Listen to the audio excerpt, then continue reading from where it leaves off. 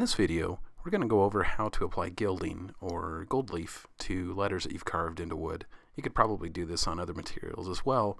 Wood is the only thing I've done this on. The first step is to mask off the letters that are going to have the gilding applied to them so that any paint or size that's going to be applied to that area doesn't get on any areas that are already finished. I find it helpful to start with any areas where the letters have a straight line. Makes it really easy to apply the tape in that spot and get a nice clean edge. For the areas that are curved, I find it best to just go ahead and tape right over it, and then using a wooden, I guess you'd call it a wooden modeler's knife, just use that to define the edges and kind of burnish them a little bit so that you can then come through with a razor blade or an X-Acto knife or whatever you have and follow the line that you've created and cut out that part of the letter.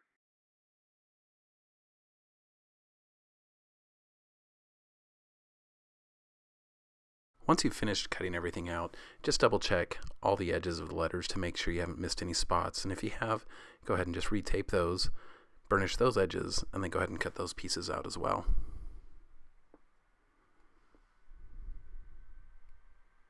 Next, especially if the letters that you're about to gild, if they're in an area or on a project that has already had finish applied, you need to take like a 600 grit sandpaper, maybe a little bit more than that, and sand the letters to remove some of that finishing product.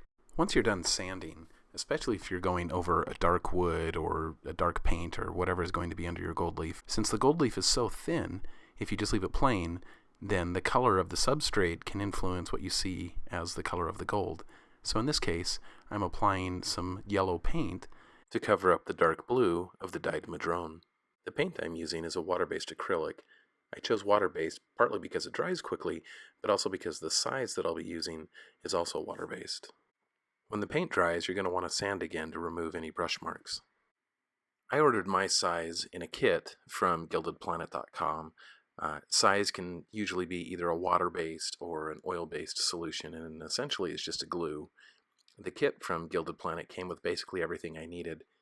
It did come with imitation gold rather than real gold, so I used that to practice with before actually applying the real gold to the letters that I'm showing in this video. The size included in this kit is water-based.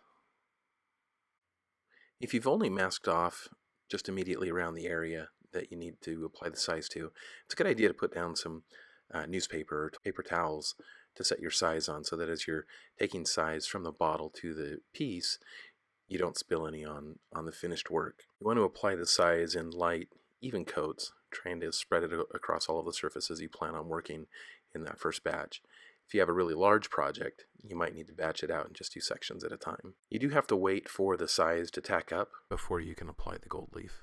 The room I was working in was pretty warm, and also using water-based size, it tacked up relatively quickly. Basically what you're looking for is if you were to tap the area that has size applied to it with your knuckle, that it just slightly sticks but doesn't leave any residue on your knuckle. It's helpful also, I think, to apply some extra size somewhere else, not directly in the area that you're working on, but at the same time, so that you can have something separate from your work that you can check the tackiness with. The gold leaf here is called patent gold leaf. It is a 23 karat genuine gold, but it's on a piece of wax paper.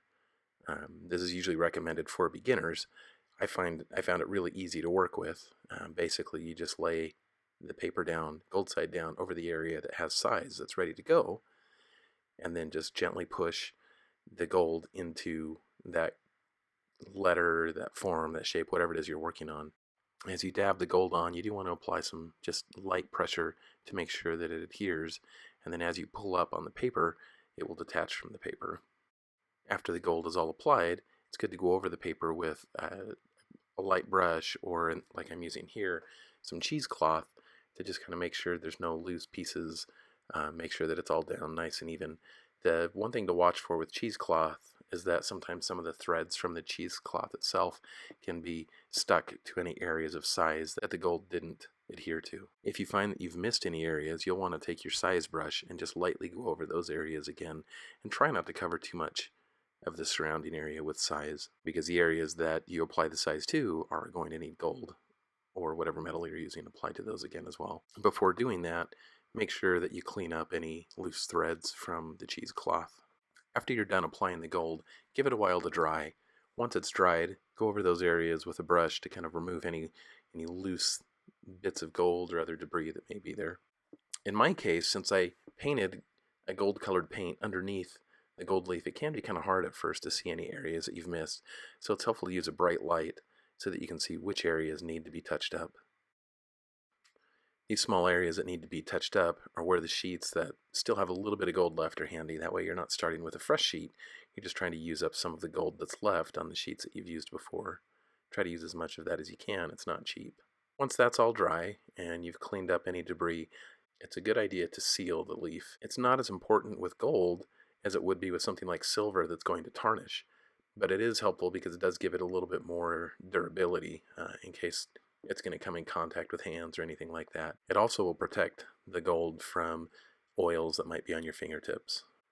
I'm just using a clear shellac with a very fine brush. After I applied this first coat, I let it dry for about half an hour, and I applied a second coat and let it dry.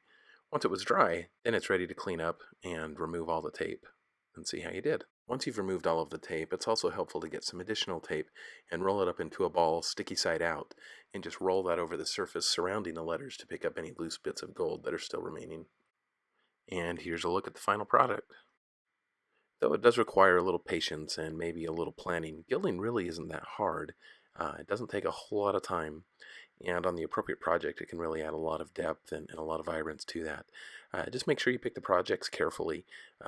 Gilding isn't great for everything, but it's a lot of fun, and it's not that hard. Give it a shot.